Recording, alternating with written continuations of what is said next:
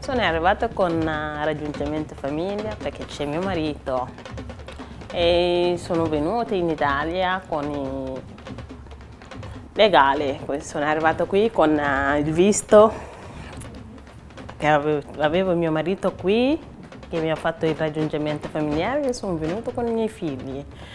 Avevo prima un figlio che era nato in Senegal e dopo sono arrivata in Italia con lui. Dopo ho avuto un altro figlio.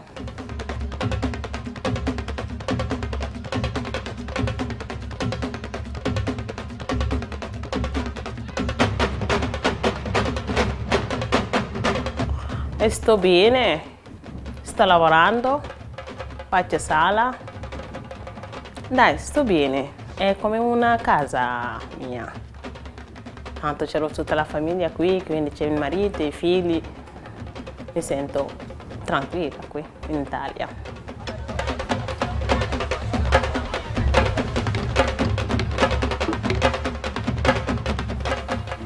La vecchiaia mi devo passare in Africa, in Senegal.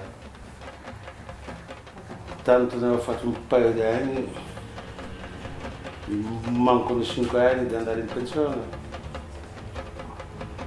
Dovevo andare in pensione prima, ma con la legge Forneri sono rimasto.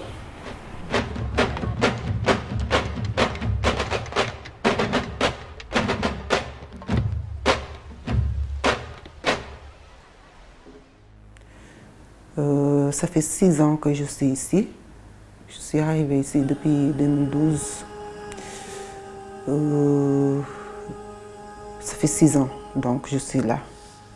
Mais j'avais tous les problèmes du monde parce que je me bats contre les mauvaises personnes et je me bats pour avoir du travail. Et c'est tout un problème parce que même quand tu trouves un travail parce que tu n'as pas de documents, ils ne vont pas te traiter comme ils devaient te traiter.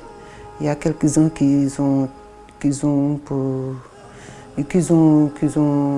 pour mauvais parce que ils ne te payent pas comme ils devaient te payer, ils ne te traitent pas comme ils devaient te traiter, ils te traitent comme une esclave, tu comprends? C'est pas tout, parce que même dans mon pays, il y a des gens qui sont malhonnêtes, c'est partout dans le monde. Mais si j'avais de papier, pour moi, je vivais diversement, je vivais mieux. Parce que pour avoir une chambre ou un appartement, tu ne pouvais pas, tu n'es personne. Parce que quand tu n'as pas de documents, tu n'es personne. Personne ne peut te reconnaître. Et c'est la réalité, et c'est vrai parce que je suis rentrée ici légalement. Mais je n'ai pas retourné quand que je devais retourner parce que je ne voulais pas. Alors, c'est pour ça que je vis difficilement, mais je rends grâce à Dieu.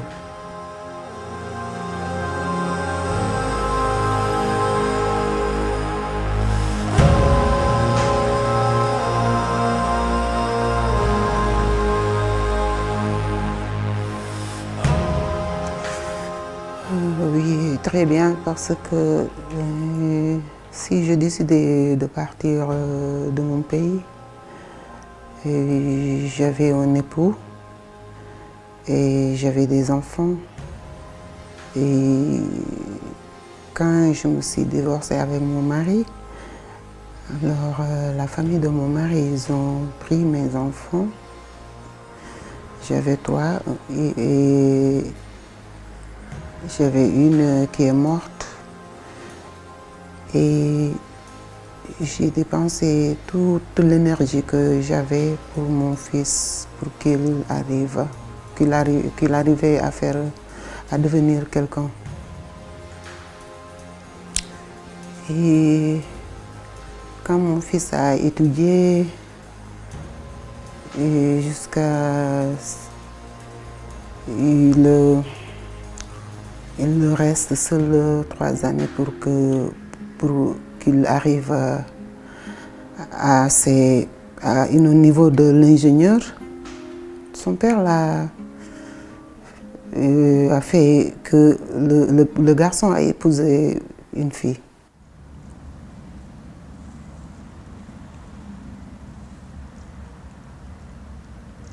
Il mio problema è che ho un problema familiare in Senegal e per quel motivo che mi sono trovato qua in Italia.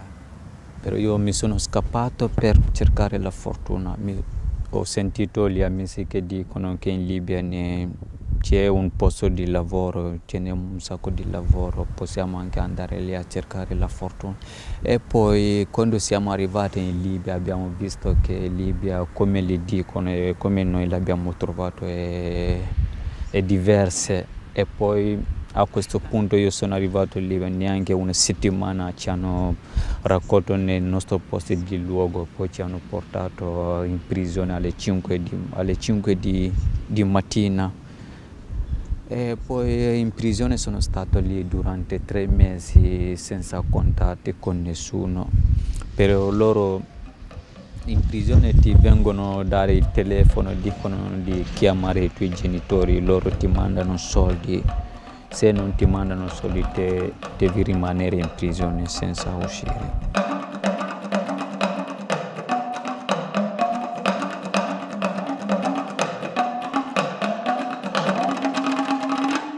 Sono arrivato qua nel 1978. Ero venuto per la curiosità, per la bellezza degli scarpe made in Italia, i vestiti. Ero curioso per vedere l'Italia.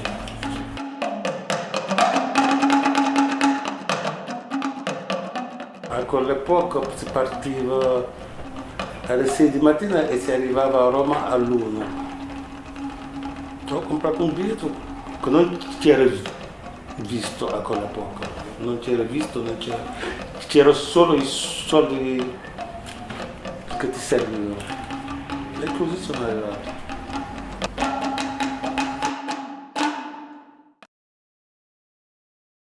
Je suis venu en Italie au mois d'octobre et là je viens de faire 4 mois déjà. J'ai quitté le Sénégal, je suis venu ici par... Bon, je peux dire, il y a pas mal de raisons, hein. Il y a plusieurs raisons qui m'ont poussé à quitter le Sénégal et venir ici en Italie, quoi. Donc, je peux dire en premier temps, en Afrique, tu le connais mieux que moi, déjà le manque de travail, on peut en parler beaucoup de choses. En plus, peut-être les salaires qui ne sont pas bien rémunérés et tout sachant qu'en Afrique, nous, on vit en famille. Donc, il y a des genres de salaires que si tu gagnes ces genres de salaires, tu ne pourras pas te satisfaire, aider ta famille, les amis et tout le monde. Déjà, c'est un problème, quoi.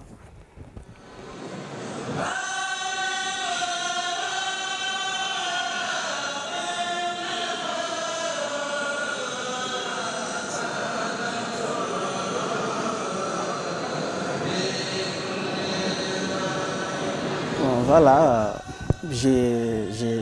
bon, je suis venu en Italie par avion parce que déjà j'ai été motivé par le travail parce que je voyais des jeunes qui venaient en Europe qui gagnaient pas, qui gagnaient leur vie et tout, que je voyais montrer ce qu'ils gagnaient en Afrique. Mais aussi, ce qui m'a poussé à venir en Europe, c'est aussi ma sœur. Parce que j'avais ma sœur, je savais que si je viens en Europe, au moins, je ne vais pas sentir le manque familial parce qu'elle est là, je vais la voir, je vais sentir sa présence et tout. Donc ça aussi, ça fait partie de ce qui m'a motivé de venir en Europe.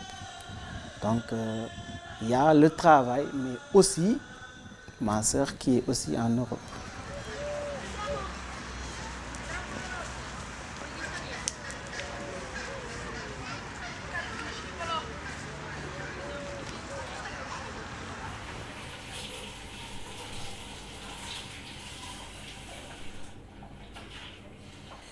Ah, j'ai quitté en Sénégal en 2016. J'ai entré en Italie au 6e mois, le 16e mois. J'ai entré en Italie. J'ai quitté en Sénégal. C'est à cause des rebelles que j'ai quitté en Sénégal. Ah, le voyage c'est tellement difficile quand même. C'est tellement difficile. On a vu tout sur la route. Même en Libye, là-bas, c'est trop difficile quand même pour être là-bas, quoi. On a resté sur le lot jusqu'à 9h. On est arrivé après. Les Italiens, ils ont nous sauvés. Oui, ça, à cause de ça, on peut remercier beaucoup même le président des Italiens avec la population des Italiens, quoi.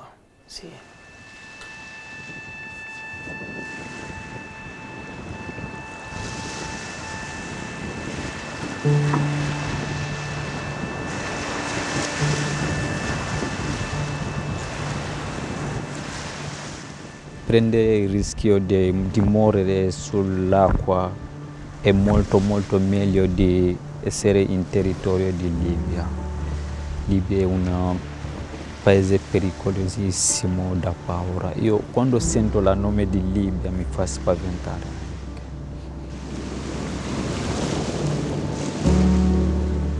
Eravamo 112 persone in un barcone. Questo barcone è un barcone molto rischioso, è una barcone di plastica che lo gonfiamo. Lo gonfiate e poi lo appoggiate sull'acqua, dopo si mette le persone e poi iniziano a partire. E abbiamo avuto un sacco di problemi anche sull'acqua, però il barcone ha bucato, poi ha iniziato a sgonfiare, l'acqua ha iniziato a entrare, abbiamo buttato anche le vestiti, ci è rimasto le mutande e poi anche i cibi che c'è nella barcone abbiamo buttato per cercare di pesare più o meno possibile. E dopo per fortuna che le navi italiane che cercano le persone che sono nell'acqua e loro che ci hanno salvato, così che siamo raggiunti in Italia. Alors en ce moment, pour avoir un visa, c'était très difficile. Je me suis battue 2 années pour avoir le visa Schengen jusqu'à Espagne. Je l'ai acheté à 3 millions. Et 3 millions CFA du Sénégal.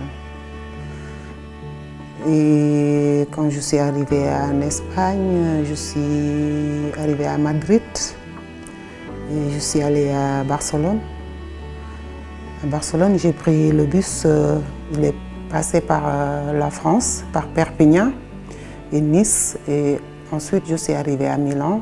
J'ai pris le train pour aller à Genova parce que cette personne vivait en Genova, Varassi. Per andare in Libia abbiamo fatto siamo passati prima Mali, poi Burkina Faso, Niger, poi Libia.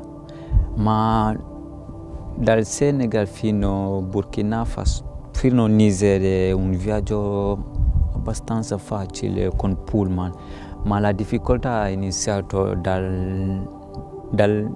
di Niger a Libia, però si passa nel deserto.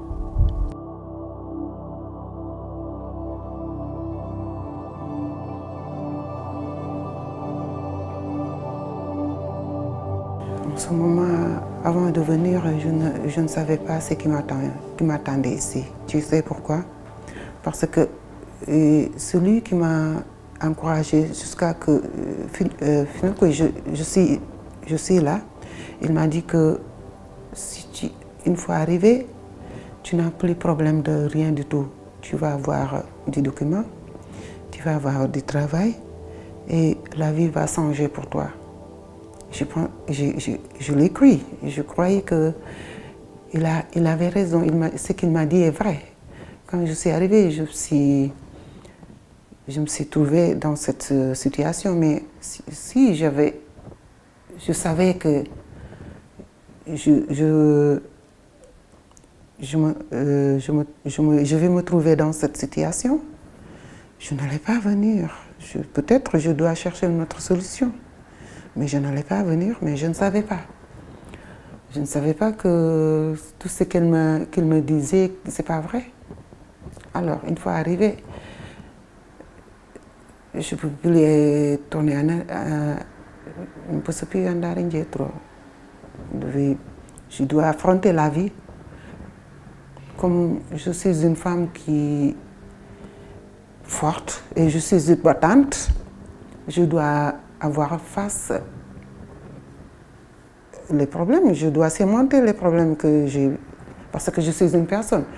Je suis une être humain et j'ai trouvé des personnes ici, des travailleurs et des travailleuses. Je dois faire comme eux pour gagner ma vie. C'est pas parce que je dois me vendre ou aller sur la rue faire des choses mauvaises pour vivre, non.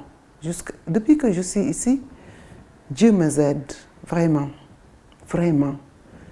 Je n'avais jamais fait quelque chose de mauvais pour avoir de l'argent. Je travaille pour gagner ma vie. Le bon Dieu m'aide, vraiment.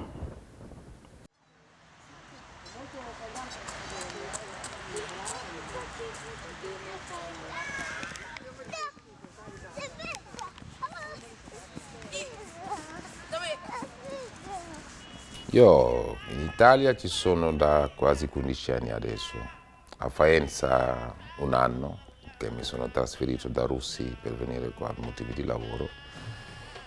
Il percorso è partito nel 2002, quando avevo un visto per andare in Francia e trovare un amico che doveva fare la sua tesi.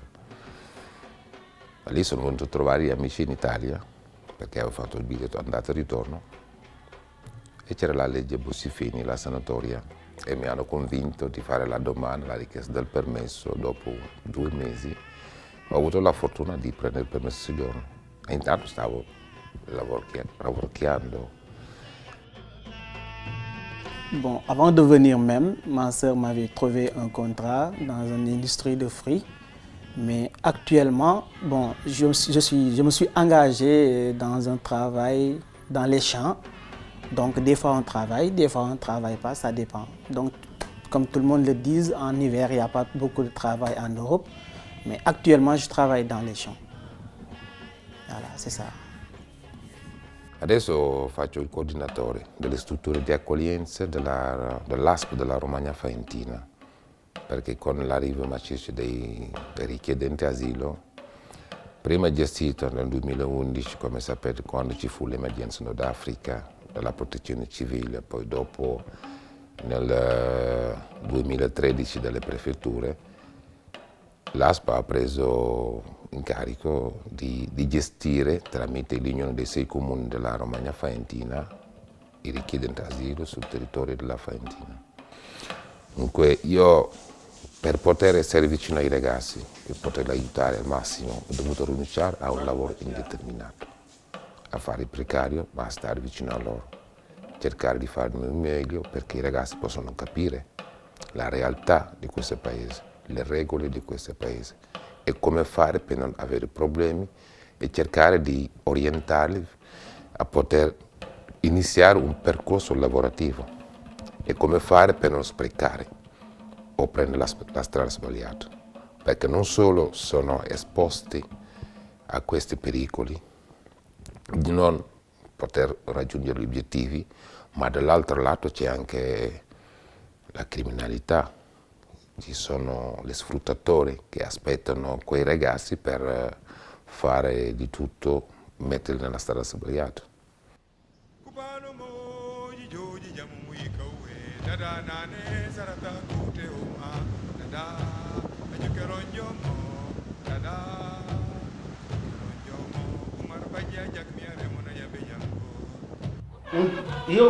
Se come adesso ho 22 anni che ero a Dakar, ti giuro, non rischierei a fare tutto il deserto, rischiare la tua vita e vendere la vita.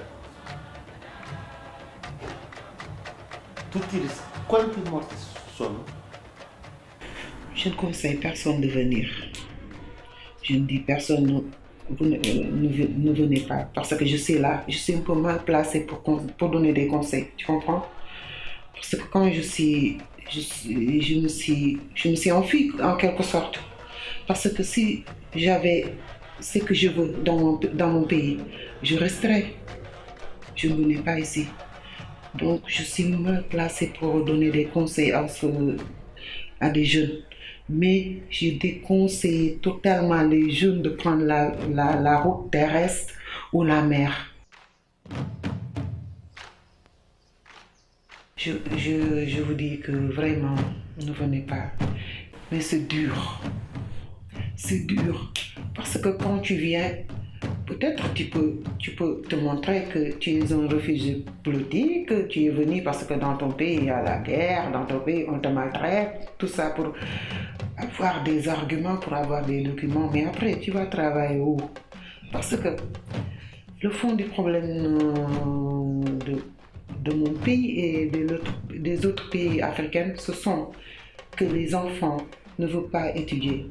Les enfants ne veulent pas apprendre à savoir quelque chose. Si tu n'as pas de qualification, tu ne peux pas faire grand-chose à ton pays. Alors, pour aller à un autre pays, qu'est-ce que tu vas faire? Si tu ne peux pas faire quelque chose pour ton pays, qu'est-ce que tu peux faire de l'autre pays? Rien du tout. Parce que si ton pays n'avait pas besoin de toi, un autre pays n'avait pas besoin de toi parce que tu n'as pas de qualification, tu n'as pas étudié, tu n'as pas d'éducation de base, tu n'as rien du tout. Qu'est-ce que tu peux offrir à ton pays? Tu ne peux pas offrir quelque chose à ton pays, tu ne peux pas offrir quelque chose à l'autre pays. C'est ça le problème. Sunu société yangatuna, sunu société yangatuna, sunu société. Se all'inizio, nel 2011, si sapeva anche che in Libia ci fu la guerra, che gente che viveva lì scappava per venire in Italia, erano considerati come rifugiati, adesso i ragazzi che arrivano sono considerati come immigranti economici. Quindi non è detto che l'obiettivo di avere un documento un permesso di soggiorno per poter rimanere in Europa sia così facile come lo era prima.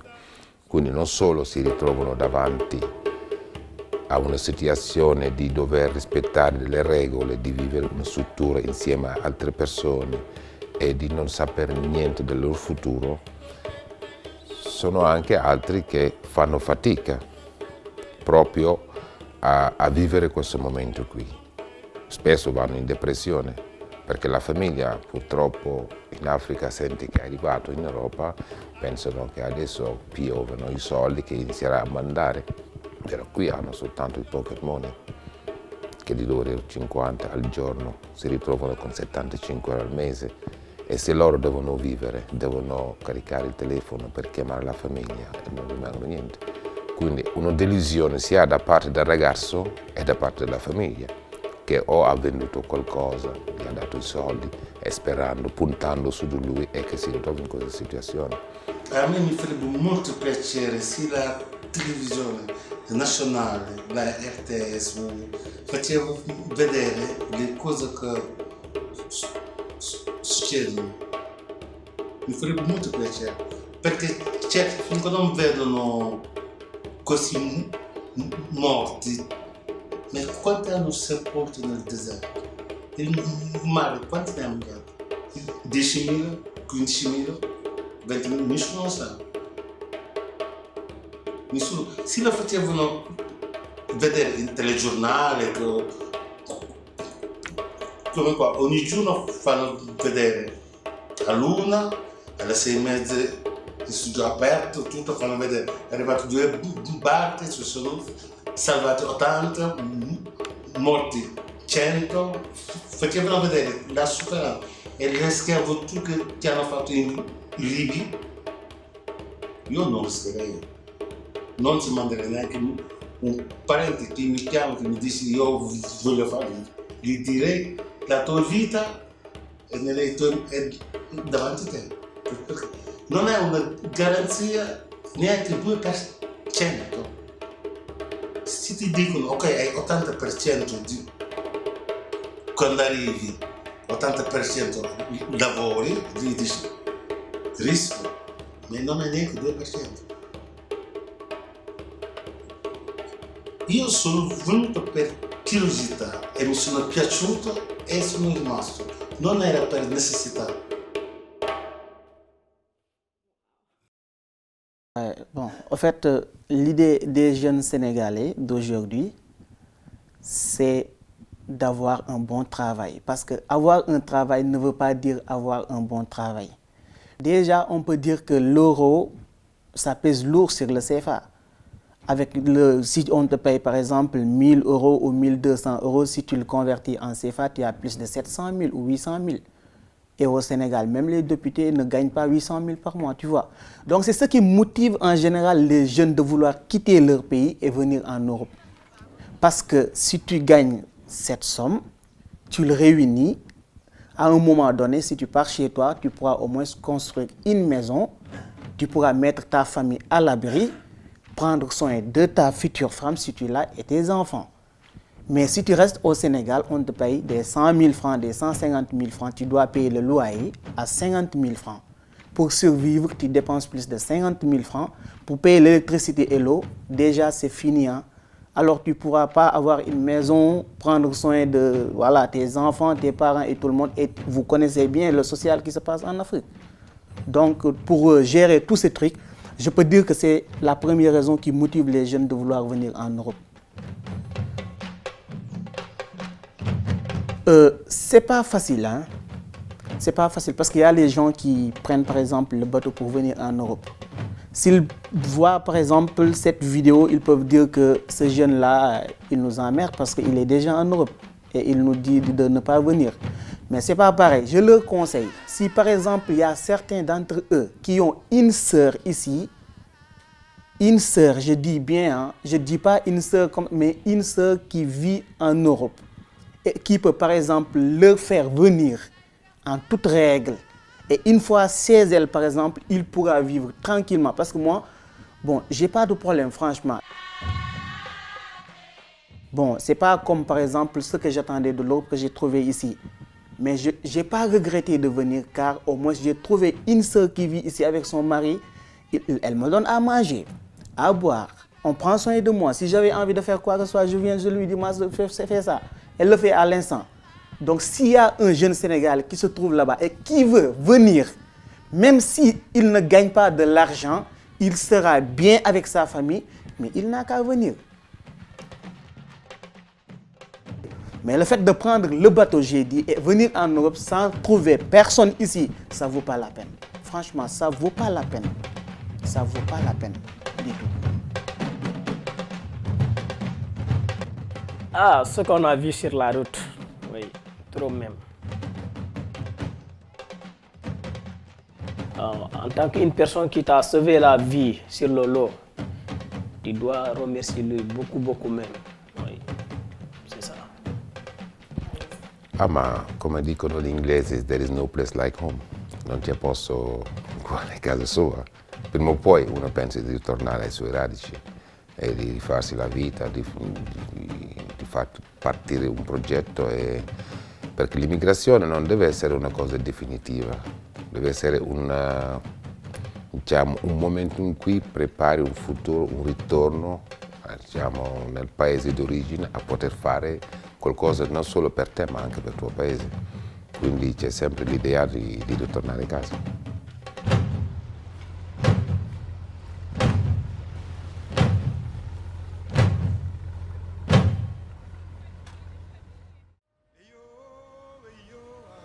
Yo, kamika kolu mata sobiei. Yo.